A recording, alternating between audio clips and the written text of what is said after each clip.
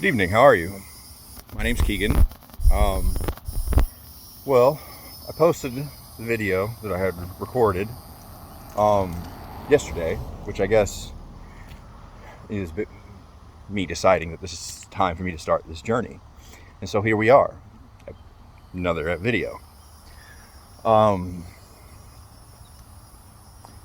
As you can tell, I decided to do it with a little more sun out so that people could see me better. Not that I'm the best looking man in the world, but maybe it will help with engagement. So what do I want to talk about today? Well, there's this sentiment that I'm noticing. And I'll talk about a couple of them. They're all related, but we'll go one by one. And it's kind of related to the clown show that happened at the White House yesterday.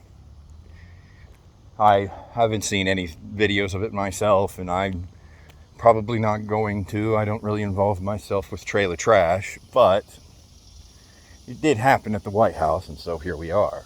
And I see this sentiment popping up about, I'm exhausted. I'm just tired of waking up and seeing this. And, okay, yeah. For a lot of people, why are you exhausted?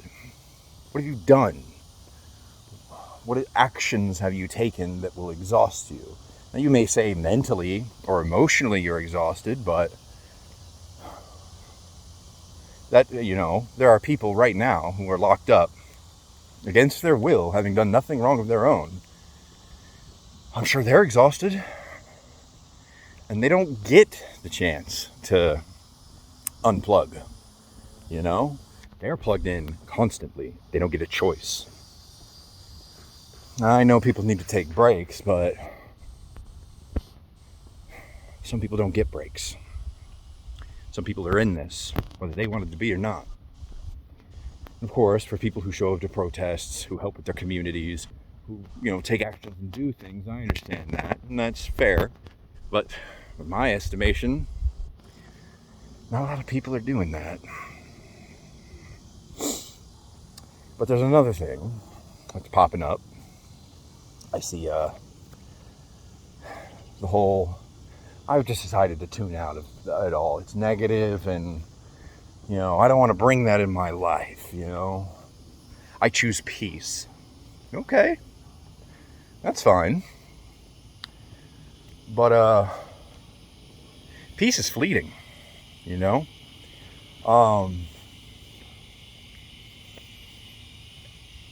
unless something's done to maintain it, it does go away.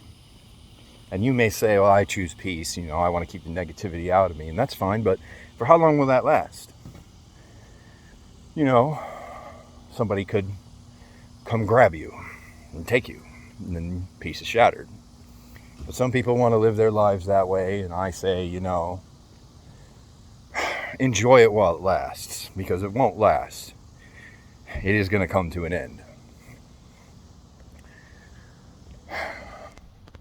And then there's the last part.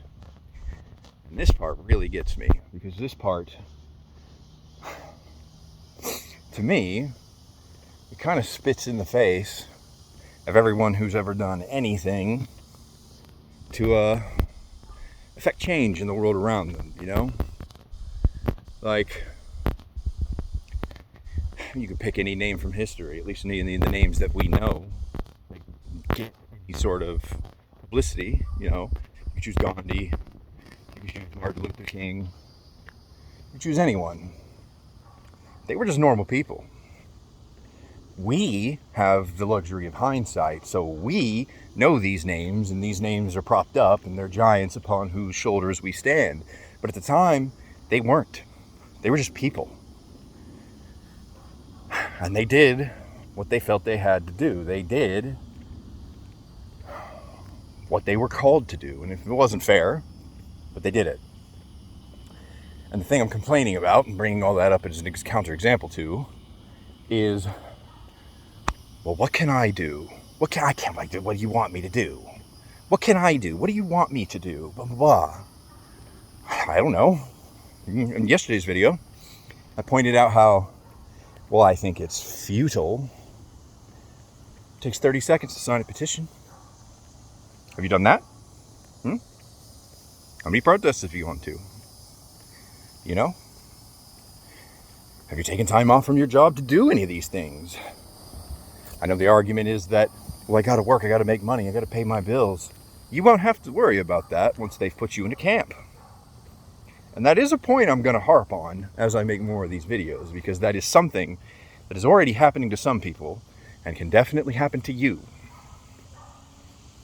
And me, I'm not special. But if you ask me, I have, from time to time, taken a moment to sign whatever petition is in front of me, as long as I believe in it. I have been to several of these protests, including several No Kings. I've stood alone on corners with signs calling out the horrible atrocities that have happened. I don't know that a lot of people could say that they've done the same. In fact, I look around and I see people just carrying us on as if nothing has ever changed, as if nothing is getting worse, as if eventually it'll never come for us. That's delusion. That's foolish. That's exactly how the bad things come for us, is by not being prepared. And so that sentiment of, what can I do? What do you want me to do? Anything more than what you're doing. You know, I'm nobody. I have no repute. You know, there is nothing special about me. I just decided yesterday to pick up a camera. I decided on any day that there was a protest to go to those protests. I decided to sign a petition. I made those choices to do those things. And I'm not asking everyone to be like me, because I would be more extreme. I'll give you an example.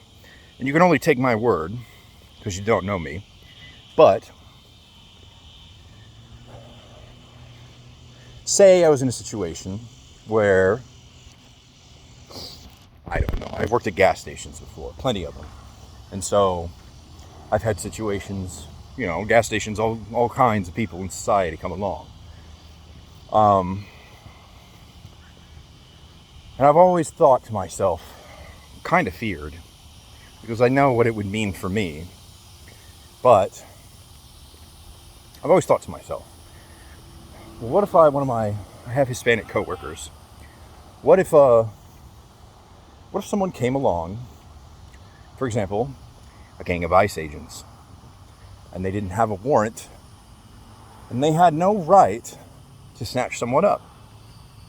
What would I do? That's a good question. I know what I would do. See, the way I was raised,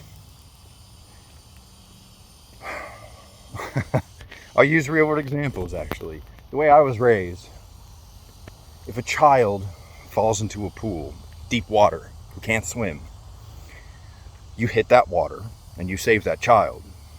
If, hypothetically, you heard a car crash on the other side of the block that you live on, and it sounded significant, you go and you make sure that people are okay, that nobody needs help. Now, it's a little different for me. I'm a big guy, and I feel like there's a lot I can do, and I have been CPR certified, so I do know how to save a life if somebody stops breathing or if their heart stops pumping. But you still go and you check and you make sure. That's what you do.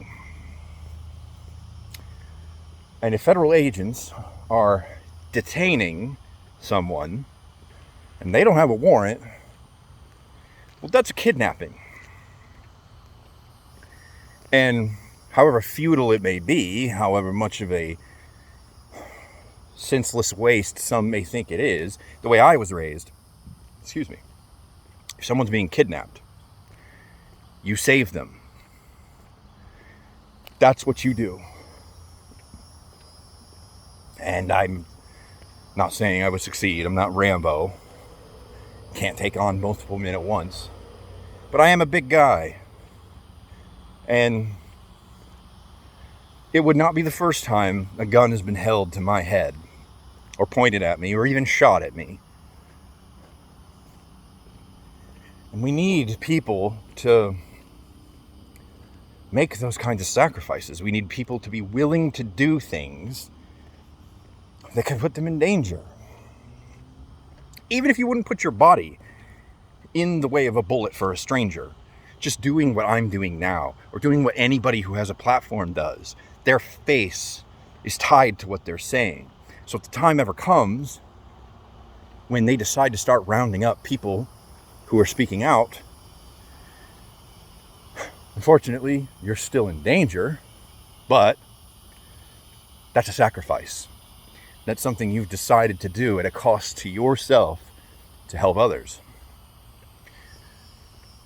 And until that sentiment returns to America, we will deserve whatever happens to us. We used to be the kind of people who went out of our way to help the world. We've done bad things, for sure, but we've done great things in the world too. We helped make sure that the Nazis went down. We helped make sure that the Confederacy was crushed and that the Union remained whole. We fought for our freedom from the Redcoats. Flaws all the way along that path. But those were steps in the right direction. Those were progress. Just as the Founding Fathers intended when they wrote the Constitution, to be continually updated, to be made better and better, because they believed that they themselves were not perfect men, and that future generations would learn from the ones that came before and do better. And so that's what I think. These sentiments that I see, they stink of defeatism. They stink of inaction, of placation, of selfishness. A point I keep coming back to, something I see more and more. I sometimes wonder if it's going to take something serious and significant to really jump Americans to the occasion. And I hope it's not too serious. And I hope it's not too significant. But, again, we shall see. So, again, my name is Keegan. I hope good to you all. I hope everyone's doing well. It's very hot where I am. And be safe.